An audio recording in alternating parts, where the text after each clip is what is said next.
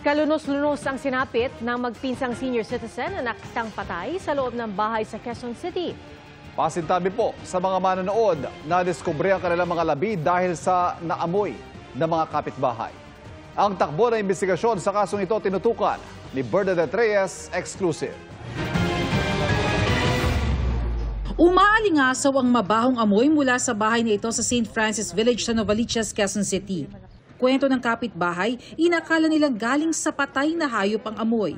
Pero labi pala ng magpinsang senior citizen na edad 67 ang natagpuan sa loob ng bahay. Pinaniniwala ang ilang araw ng patay ang dalawa bago nadiskubre kagabi. Sobrang baho. Kala namin daga, so mung unang araw naglinis ako. Hindi siya nawawala.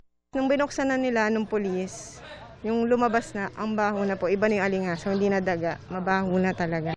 Nung nakareceive ako report around 11 in the evening, sabi ko sa mga kasama ko, puntahan na namin.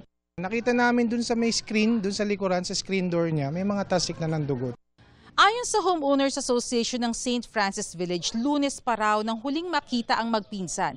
Pero nagsimula nang magtaka ang mga residente rito nang may maamoy na mabaho mula sa kanilang bahay. Ayon sa QCPD Station 4, hinihintay pa nilang autopsy report. Hindi rin muna nila pinapangalanan ng mga labi hanggat nagpapatuloy ang investigasyon. Hindi namin niro-roll out na may possible foul play. Kasi nga sa bilang ng victim, dalawa sila. Although sa cursory examination namin, wala naman kaming natagpuang external wound. Pero may possibility din po na may mga indicators ng asphyxiation. So may mga lead na nito. Going ang investigation. May persons of interest na raw na kinakausap ang mga pulis. Ang mga persons of interest pa lang po, hindi pa natin masasabing suspect. Wala naman pong nakitang forced entry. May mga tinitingnan na tayong agulo. Ayon sa pamangkin ng mga biktima, palaisipan sa kanya kung anong motibo sa krimen, pero mensahe niya sa may kagagawa nito. Sana sumuko na lang sila. Gusto mong panagutin po eh. Para sa GMA Integrated News, Bernadette Reyes, nakatutok 24 oras. Mahigit isang oras na nilamon na apoy ang ilang bahay sa Las Piñas kanina madaling araw. Isang batang nasugatan habang lumilikas. Nakatutok si Jomer Apresto. Naglalagablab na apoy ang gumising sa mga residente ng isang subdivision sa Barangay Almanza 1 sa Las Piñas City pasado alas 2 ng madaling araw kanina. Habang wala pang mga bumbero, ang residenteng ito mag-isang umakyat ng bubong para magbuhos ng tubig makalipas ang 10 minuto nang dumating ang mga pamatay sunog. Ang 35-year-old na si Elren Joy, wala nang ang gamit na naisalba, pinagbintangan pa raw ang kanyang anak na sumunog sa kanilang inuupahang bahay. Lahat po kami tulog. Kung hindi po sumigaw yung may-ari po ng bahay na may sunog, hindi po kami magigising. Di sana po kasama po kami sa nasunog doon sa loob ng bahay. Habang lumilikas, nasugatan din ang 5 years old na anak ni Elren Joy na bahagyang nalapnos ang ulo at nabagsakan ng kahoy ang braso. Ayon sa Bureau of Fire Protection, 7 mga bahay ang tinupok ng apoy at 9 na pamilya ang apektado. Mostly ang mga kabahayan dito ay mga concrete na rin po. Yun nga lang po ay medyo dikit-dikit po yung kabahayan. Masikip po yung ating mga daan at masyadong congested po yung area. Ang sinasabi namang may-ari ng paupahang bahay na pinagmulan ng sunog, wala raw ideya sa nangyari. Umalis ako eh. Nagulat lang ako, may sunog na eh. Nung nakita ko yung anak ko, nananakbo na, tinalong ko na siya sa tricycle. Sabi ko, ano nangyari? Kala ko may away. Sabi niya, Papa, wala na yung bahay. Tumagal ng 1.5 oras ang sunog bago idineklarang fire out ng alas 3:40 ng madaling araw. Pero bigla raw umapoy ulit ang ikalawang palapag ng isa sa mga nasunog na bahay kaya binombahan ulit ito ng tubig. Nagbaga naman ang bahagi ng transformer na ito pero kusa rin itong namatay. Sa ngayon ay nananatili muna sa covered court ng subdivision ang mga nasunugang residente. Patuloy naman na inaalam kung ano ang pinagmulan ng apoy. Para sa GMA Integrated News, Jomer Apresto, nakatutok 24 oras. Nagsagawa ngayong araw ng Multilateral Maritime Cooperative Activity ang mga puwersa ng Pilipinas at mga kaalyadong bansa. Nagsama-sama ang Naval at Air Force units ng Australia, Japan, New Zealand, Amerika at Pilipinas sa pagsasanay sa loob ng ating exclusive economic zone. Hindi binanggit kung saan partikular isinagawa ang aktibidad. Ayon sa AFP, bahagi ito ng shared commitment sa mga karapatan ng bansa na nakasaad sa UNCLOS o United Nations Convention on the Law of the Sea. Ngayong araw rin nagkaroon ng China ng sarili nilang drill sa disputed area sa South China Sea. Binanggit ng China na sa Panatag o Scarborough Shoal isinagawa ang reconnaissance at early warning exercises at pagpapatrolya ng kanilang Southern Theater Command. Nakabantay ang mga lugar sa norte sa maulang weekend na dulot ng bagyong Julian. May paralang binaha at isang bangka ang sinagip sa pagka-stranded sa laot. Mula sa Agoo, La Union, nakatutok live si Jasmine Gabriel Galban ng GMA Regional TV. Jasmine? Pia, nakaalerto na ang iba't ibang probinsya sa Northern Luzon dahil sa posibleng epekto ni Bagyong Julian. Nakabantay na rin ng Philippine Coast Guard sa mga baybayin lalo pat may mga probinsya na ipinagbabawal ang paglaot ng mga mangingisda gaya sa probinsya ng Cagayan. Hinila ng mga tauhan ng Coast Guard ang bangkang ito sa Boguey, Cagayan na stranded dahil sa pananalasan ng Bagyong Julian. Ligtas naman ang mga sakay. Sa bayan ng Ballesteros, hindi nakaligtas sa baha ang ilang gamit sa paaralan na pinasok ng tubig. Sabi ng pamunuan ng eskwelahan, handa sila sa magiging epekto ng bagyo. Nakamonitor din ang iba pang paaralan sa bayan naman ng Apari, lalo't malalakas ang ulan. Para hindi liparin ng hangin, inayos na raw ang mga pasilidad. Naka-red alert status naman ang mga bayan ng Santa Ana, Gonzaga, Santa Teresita, Bagao at Gataran. Simula kahapon, ipinatutupad na rin ang no sailing, no fishing at no swimming policy. Maghapong makulimlim sa probinsya ng Cagayan, kaya ang publiko patuloy na pinaghahanda ng PDRRMO. Ang forecast nila, ang landfall will be Batanes, but we're not ruling out na baka magbago yung track niya at dito sa mainland ng Cagayan pupunta. Sa bayan ng Santa Ana, wala nang mga mangingisdang pumalaot. Patuloy na nakabantay ang Philippine Coast Guard sa mga baybayin. No sailing policy, kasi nga may bagyo, tapos signal number 1 na. Inirekomenda ng PDRRMO sa mga LGU na magpatupad ng preemptive evacuation sa mga residenteng nakatira sa mga paanan ng bundok. Pia, dito naman sa probinsya ng La Union, maghapon na makulimlim ang panahon. Nakabantay naman ang iba't ibang LGUs sa mga major river system. Pia? Jasmine, linawin ko lang kung meron na nga bang mga residente na nakalikas sa Cagayan. Pia, sa ating pakikipag-ugnayan sa PDRRMO Cagayan, as of now ay wala pa namang mga inilikas na mga residente dahil maghapon naman na makulimlim lang yung panahon. So far wala pa namang pag-ulan pero nakahanda ang lahat ng evacuation center in case na merong kailangang ilikas ngayong gabi. Pero kamusta, Jasmine, yung antas ng Cagayan River? Meron bang posibilidad na umapaw dahil nga ito'y posibleng maging dahilan ng pagbaha?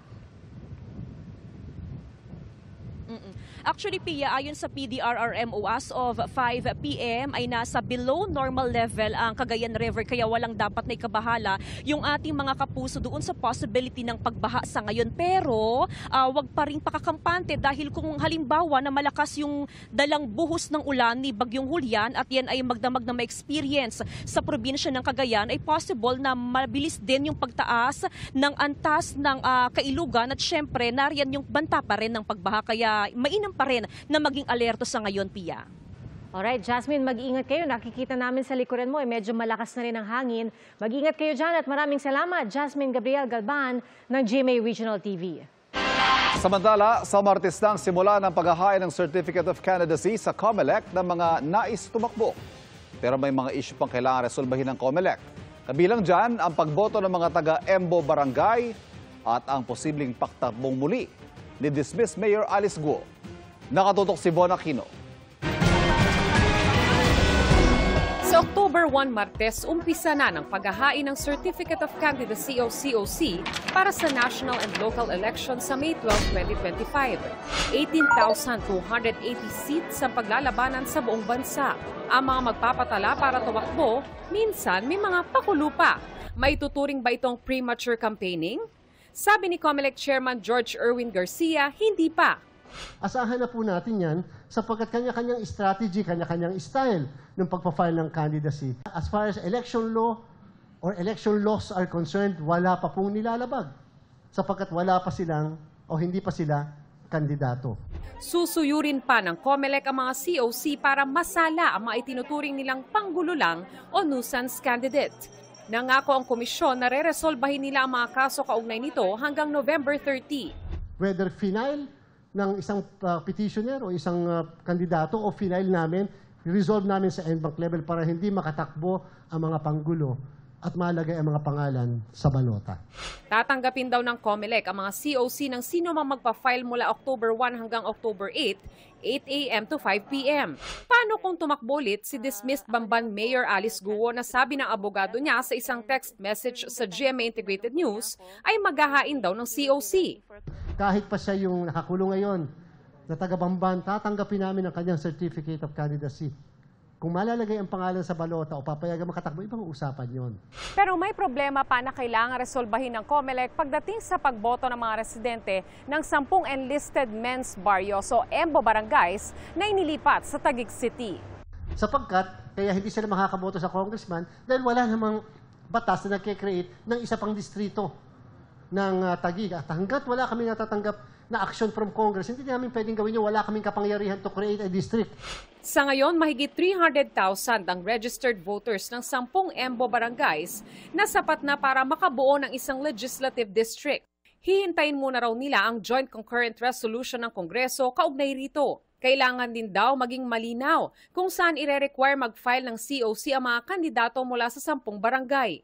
Ang pinapanindigan ng COMELEC, hindi pwedeng i-disenfranchise ang mga botante. Para sa GMA Integrated News, Von Aquino, nakatutok, 24 oras.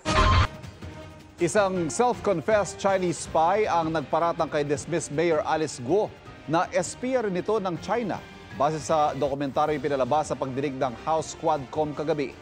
Pero ang alegasyon pinalaga ni Guo. Nakatutok si Jonathan Andal.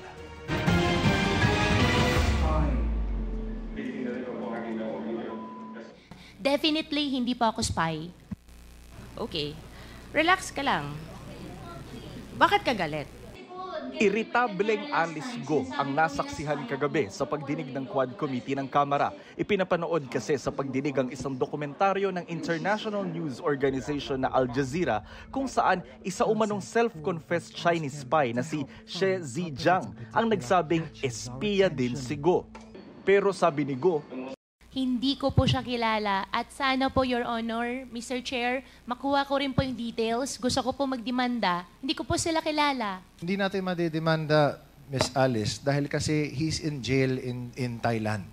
Sa dokumentaryo, ipinakita pa ang ilang itinatagong files ni Zijiang, kabilang ang listahan umano ng mga state secret agent. Isa rito ang isang Guo Waping na may litratong hawig sa dismissed mayor.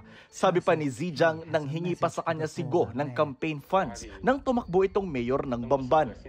Your Honor, unfair naman po para sa akin. Hindi ko po siya kilala at never po ako humingi ng campaign fund entirely. Hindi po ako spy, hindi po ako nasa picture at hindi rin po, Your Honor, ako yung sinasabi niya. Mahal ko pong Pilipinas, Filipino po ako, hindi po ako spy. Sa dokumento ni Guo Waping, nakasaad na ang kanyang nanay ay ang Chinese na si Lin Wenyi. Ang kanyang address ay sa Fujian Province sa China na nang puntahan ng researcher ng Al Jazeera, nadiskubre nilang isa palang local office ng Chinese Communist Party. Sabi raw ng mga residente roon, kilala nila si Guo na anak ni Lin Wenyi na umalis sa kanilang lugar noong 2002. Sabi ng Presidential Anti-Organized Crime Commission o PAOK, kukumpirmahin nila sa kanilang counterparts sa ibang bansa ang aligasyong Chinese spy si Guo. Ang Chinese Embassy naman, sinusubukan pa namin kunan ng pahayag. Para sa GMA Integrated News, Jonathan Andal, nakatutok, 24 oras. Mga kapuso, bagyang lumakas ang Tropical Storm Julian habang kumikilos pa west-northwest ng Philippine Sea. Huli pong namataan ng pag-asa ang bagyo, 380 kilometers, silangan ng Apari, Cagayan. Nakataas ang Tropical Cyclone Wind Signal No. 1 sa Batanes, Cagayan, kasama ang Babuyan Island, Isabela, Apayao, Kalinga, eastern portion ng Mountain Province at Ifugao, Ilocos Norte at northern portion ng Aurora. Ayon sa pag-asa, patuloy na lalakas ang bagyo at posibleng umakyat sa typhoon category sa Lunes. Hindi nila inaalis ang posibilidad na maging super typhoon ito.